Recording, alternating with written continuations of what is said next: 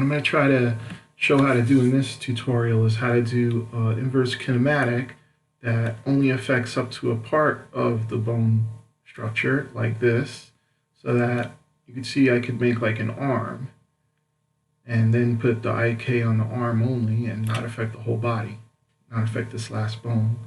So to do this, let me start over with you with a new project where I just have a cube. And then first let me just use this cube and scale it in the Z axis. Okay, to give it some height like we just had before. And I'm just going to go into edit mode and add some loop cuts.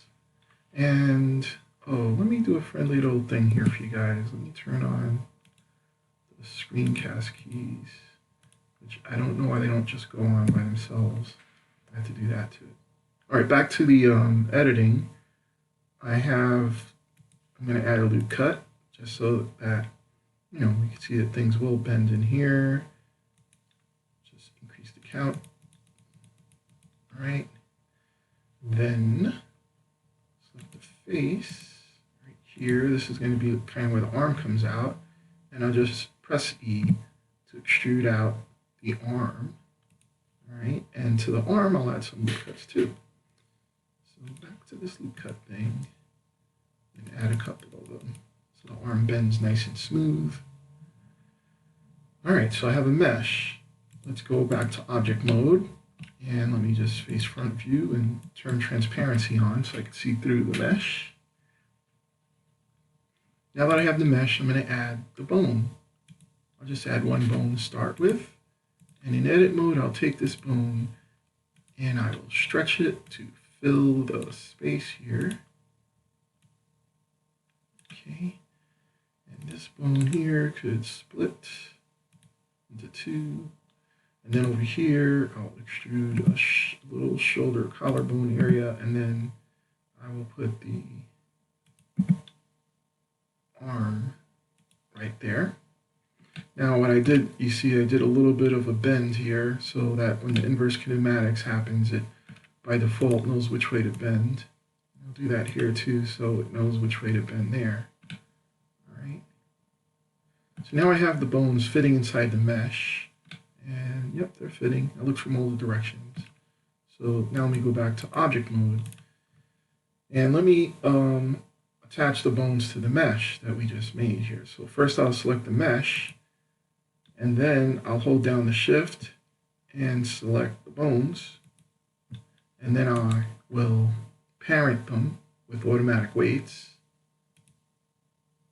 Okay.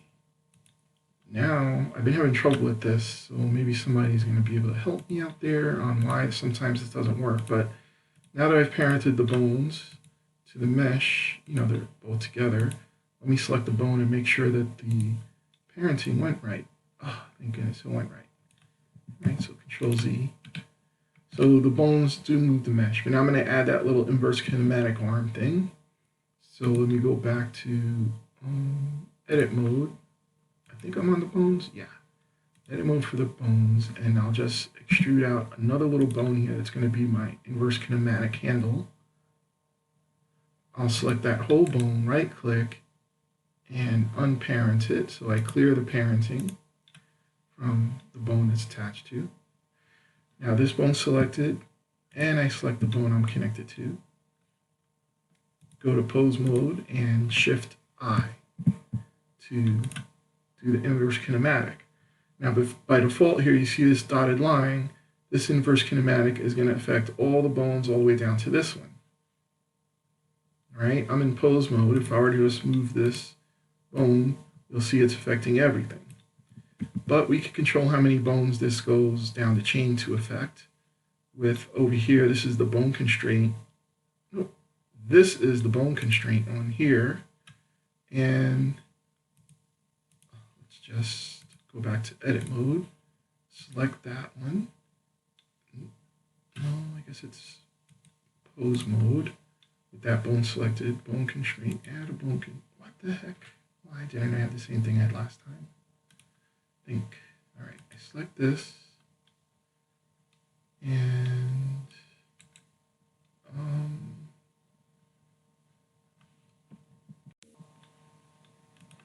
Okay, I had the IK selected.